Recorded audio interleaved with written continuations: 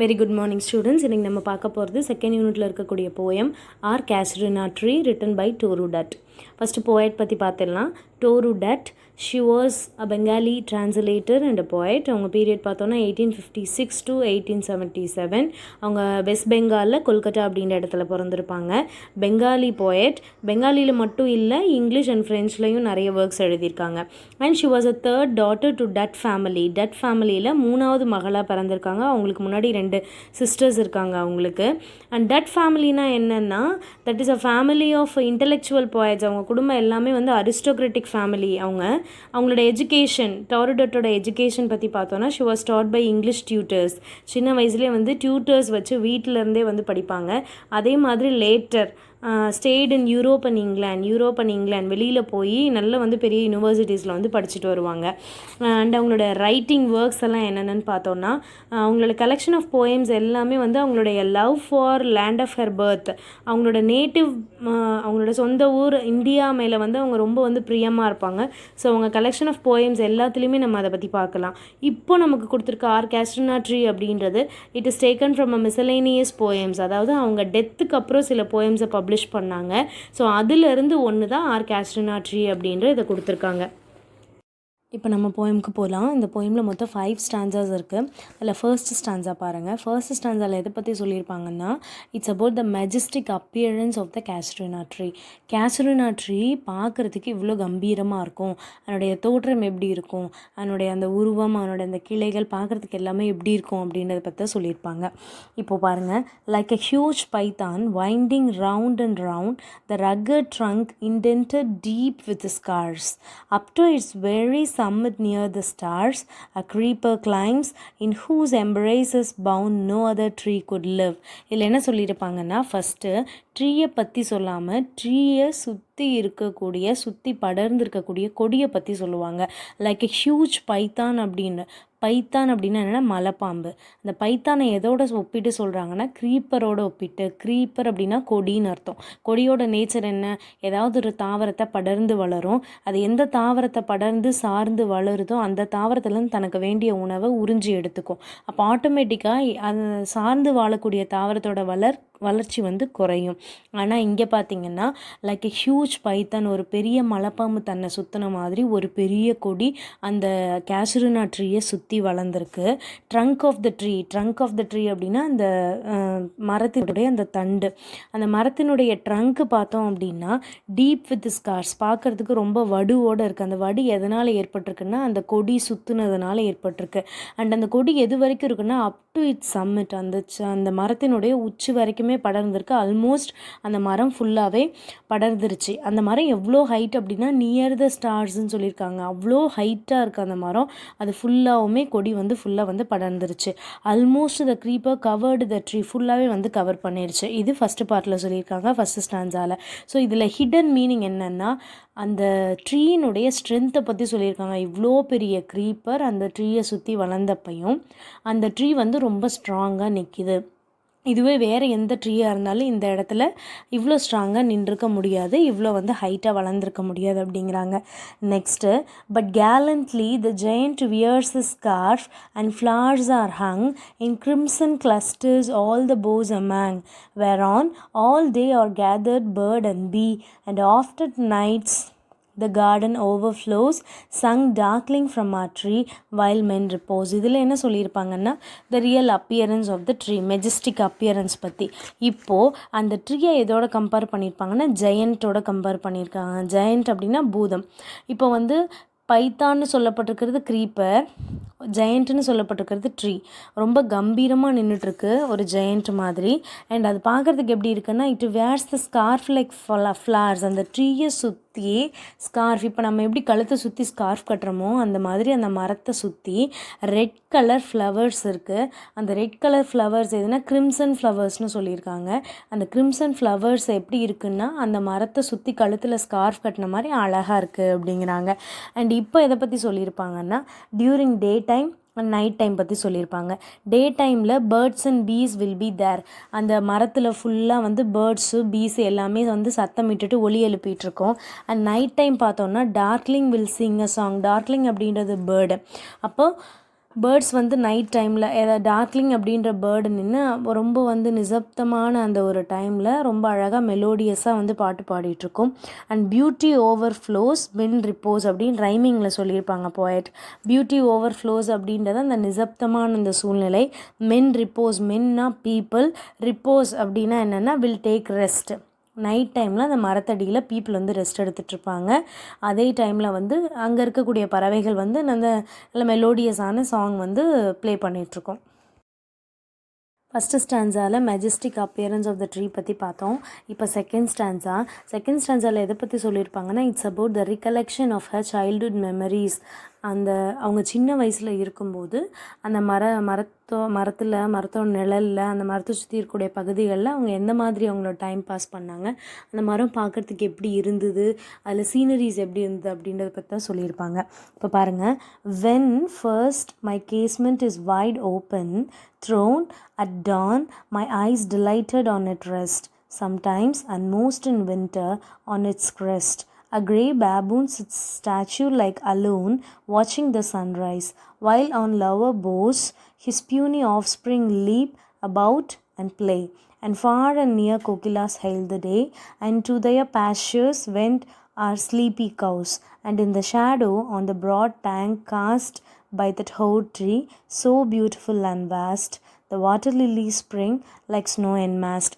இதில் என்ன சொல்லியிருப்பாங்கன்னா, morning time அவங்க சின்ன வயசில் சின்ன குழந்தையாக இருக்கும்போது மார்னிங் டைம் வந்து அவங்க எழுந்த உடனே வந்து அவங்க வீட்டில் இருக்கக்கூடிய கேஸ்மெண்ட்டை ஓப்பன் பண்ணுவாங்க. கேஸ்மெண்ட் என்ன அப்படின்னா விண்டோன்னு அர்த்தம். DAWN டான் அப்படின்னா மார்னிங்னு அர்த்தம். இப்போ மார்னிங் எழுந்த உடனே அந்த விண்டோ ஓப்பன் பண்ணி பார்ப்பாங்க. அப்போ delighted view for her ice. அவங்க ஓப்பன் பண்ண உடனே அவங்க ஃபஸ்ட்டு பார்க்குறது அந்த ட்ரீ தான். அப்போது வின்டர் சீசனில் அந்த ட்ரீ பார்க்குறதுக்கு எவ்வளோ அழகாக இருந்திருக்கு அப்படின்னு சொல்லியிருப்பாங்க. ஸோ வின்டர் சீசனில் a grey baboon sits like statue on the top of the tree. grey baboon அப்படின்னா ஒரு குரங்கின் வகையில் ஒன்று baboon அப்படிங்கிறது. அது என்ன, வின்டர் சீசனில் மார்னிங் டைமில் அந்த grey baboon என்ன பண்ணுன்னா, it will sit like a statue on the top of the tree. ட்ரீயோட உச்சியில் வந்து ஸ்டாச்சு சிலை மாதிரி அசையாமல் உட்காந்துட்டு எதை பார்த்துட்ருக்கோன்னா, வாட்சிங் சன்ரைஸ், சூரிய உதயத்தை பார்த்துட்ருக்கோம். அண்ட் அதே சமயத்தில் லோவர் போஸ் அப்படின்னா அதனுடைய மரத்துக்கு கீழே beneath the tree கீழே என்ன நடக்கும்னா, his puny offspring leap and play. அதாவது his punyனா லிட்டில்னு அர்த்தம், offspring அப்படின்னா அந்த குரங்குகளோட குட்டி. அந்த குரங்கு குட்டியெல்லாம் என்ன பண்ணுன்னா leap and play. லீப்னா ஜம்ப்புன்னு அர்த்தம். ஸோ ஜம்ப் பண்ணிவிட்டு எங்கேயும் துள்ளி குதிச்சுட்டு தாவிட்டு விளையாண்டுட்ருக்கோம். அதே டைமில் மார்னிங்கில் Kokila's will sing and start the day. Kokila's அப்படின்னா குயில் வகையில் ஒன்று. ஸோ அந்த கோகிலாஸ் அப்படின்ற பேர்ட், கோகிலாஸ் அப்படின்னா ஒரு பேர்டோட நேமு. ஸோ அந்த பேர்ட்ஸ் என்ன பண்ணுன்னா ஸ்வீட்டான மியூசிக் வந்து ப்ளே பண்ணும் மார்னிங்கில். அதுக்கப்புறம் பார்த்தோன்னா பாஸ்டர்ஸ் அப்படின்னா புல்வெளின்னு அர்த்தம். கீழே அந்த மரத்துக்கு கீழே இருக்கக்கூடிய புல்வெளியில் தட் வில் பி ஸ்லீப்பி கவுஸ். அங்கே சில மாடுகள் வந்து அங்கங்கே சிலது வந்து இறையை சாப்பிட்டுட்ருக்கும், சிலது வந்து படுத்திருக்கும். அண்ட் அந்த மரத்துக்கு கீழே இந்த shadow of the tree there will be a broad tank. ஒரு பெரிய குளம் ஒன்று இருக்கும். அந்த குளத்தில் இருக்கக்கூடிய வாட்டர் லில்லிஸ், அல்லிப்பூக்கள் பார்க்குறதுக்கு எப்படி இருக்கும்னா லைக் ஸ்னோ என்மாஸ்ட் அப்படின்னு சொல்கிறாங்க. அதாவது பனி வந்து படர்ந்து பனி ஃபுல்லாக வந்து நிறைஞ்சிருந்தால் எப்படி இருக்கும், ஒயிட்டாக அங்கங்க அந்த மாதிரி வாட்டர் லில்லிஸ் அல்லிப்பூ வந்து நிறைய வந்து மலர்ந்துருக்கு அப்படிங்கிறாங்க. இப்போ நம்ம தேர்ட் ஸ்டான்ஸை பார்க்கலாம். But not because of its magnificence dear is the casuarina to my soul. beneath it we have played, though years may roll, O sweet companions, loved with love intense. For your sakes shall the tree be ever dear, blent with your images it shall arise in memory, till the hot tears blind my eyes. What is that ditch-like murmur that I hear, like the sea breaking on a shingle beach? It is the tree's lament, an airy speech, that haply to the unknown land may reach. இதில் என்ன சொல்லியிருப்பாங்க அப்படின்னா, third stanza is about to tell the reason for her love towards a tree. அதாவது எதனால் அந்த tree வந்து அவங்களுக்கு பிடிச்சிருக்கு, அந்த ட்ரீயை எதனால் வந்து ரொம்பவும் பிரியமான ஒரு விஷயமா நினைக்கிறாங்க அப்படின்றத இதில் சொல்லியிருப்பாங்க. இந்த ஸ்டான்ஸில் ஃபஸ்ட் எடுத்தோடனே போயட் வந்து டிக்ளேர் பண்ணுவாங்க டாருடட். என்னென்னா, the poet loves the tree not because of its magnificence. அதாவது அந்த ட்ரீனுடைய தோற்றத்தை வச்சோ அதனுடைய மெஜஸ்டிசிட்டியை வச்சோ அவங்க அவங்க வந்து அந்த ட்ரீ வந்து பிரியம்னு சொல்ல வரல. அப்போது அந்த ட்ரீக்கும் அவங்களுக்கும் ஏதோ ஒரு ரிலேஷன்ஷிப் இருக்குது. அப்போ என்னன்னு பார்த்தோன்னா, she loved the tree because under the tree the poet played with their siblings. அவங்களோட சிப்ளிங் கம்பேனியன்ஸ்னு கொடுத்துருப்பாங்க. கம்பேனியன்ஸ்னால் யாருன்னா சிப்ளிங்ஸ், அதாவது கூட பிறந்தவங்க. அவங்களோட சிஸ்டர்ஸ் கூட அவங்க சின்ன வயசில் அவங்க அந்த ட்ரீ கடியில் தான் விளையாண்டுட்டு அவங்களோட நாட்களை வந்து கழிச்சிருப்பாங்க. ஸோ அந்த ட்ரீ வந்து யாரோட ஞாபகமாக இருக்குன்னா அவங்களோட சிஸ்டர்ஸோட ஞாபகமாக இருக்குது. ஏன்னா now her siblings are not alive. இப்போ வந்து அவங்க சிப்ளிங்ஸ் உயிரோட இல்லை. இவங்க வந்து 3வது பொண்ணு, இவங்களுக்கு முன்னாடி 2 பொண்ணு, 2 பேருமே வந்து இறந்துருவாங்க. இவங்க தான் 3வது.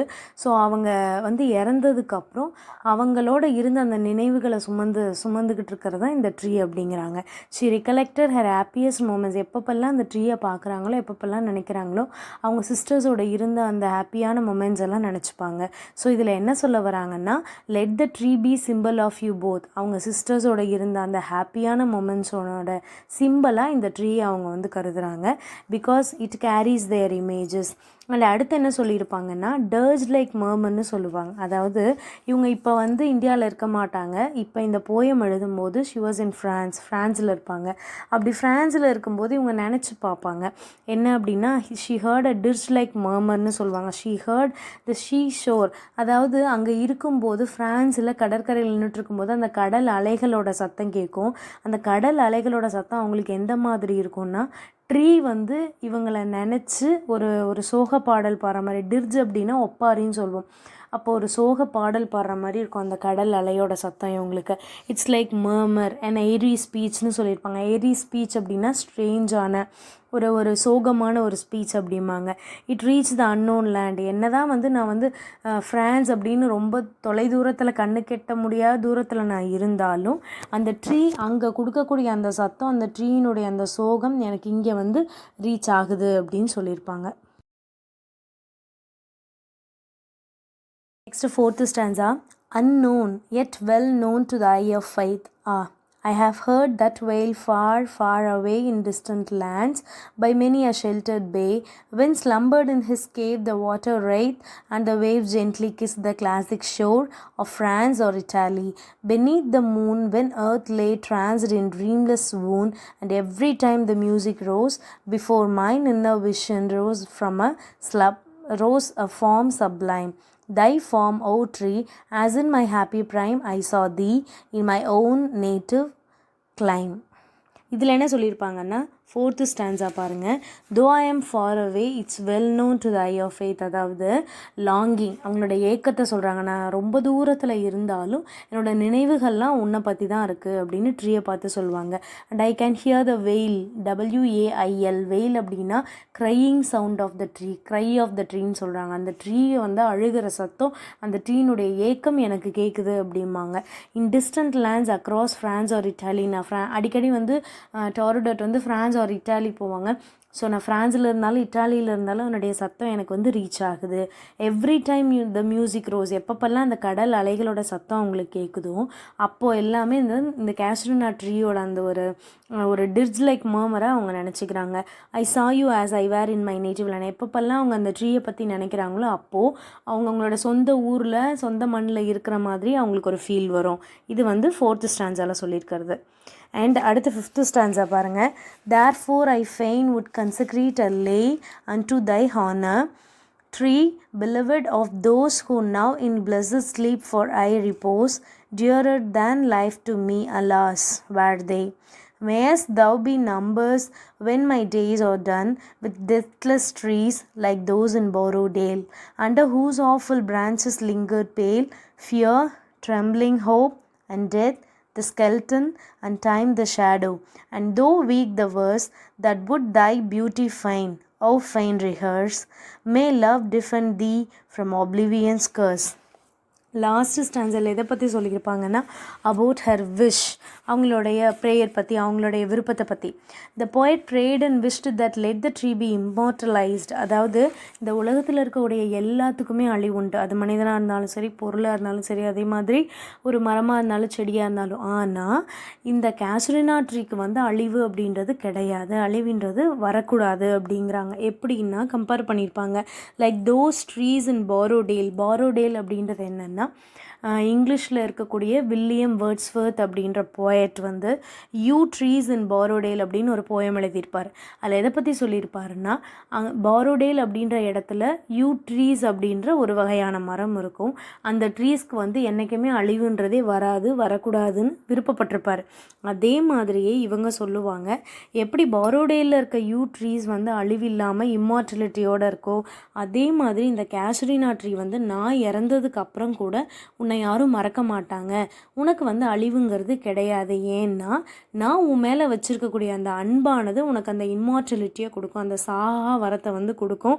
நீ என்றைக்குமே வந்து ஆப்ளிவியன்ஸ் கர்ஸ்லேருந்து உன்னை காப்பாற்றும் அப்படின்னு சொல்லுவாங்க. ஆப்ளிவியன்ஸ் கர்ஸ் அப்படின்னா மார்டலிட்டி, அதாவது மறந்து போகக்கூடிய தற்காலிகமான, அதை தான் வந்து ஆப்ளிவியன்ஸ் கர்ஸ்னு சொல்லுவோம். ஸோ இந்த உலகத்தில் எல்லா விஷயத்தையும் ஒரு சர்டைன் மொமெண்ட்டில் எல்லாருமே கடந்து போயிடுவோம், மறந்துடுவோம். ஆனால் நீ வந்து உன்னை வந்து மக்கள் யாருமே வந்து மறக்க மாட்டாங்க. ஏன்னா என்னுடைய அன்பு வந்து உன்னை வந்து மறக்க வைக்காமல் உனக்கு வந்து ஒரு இம்மார்டலிட்டியை வந்து கொடுக்கும் அப்படின்னு சொல்லி போயமை முடிச்சிருவாங்க.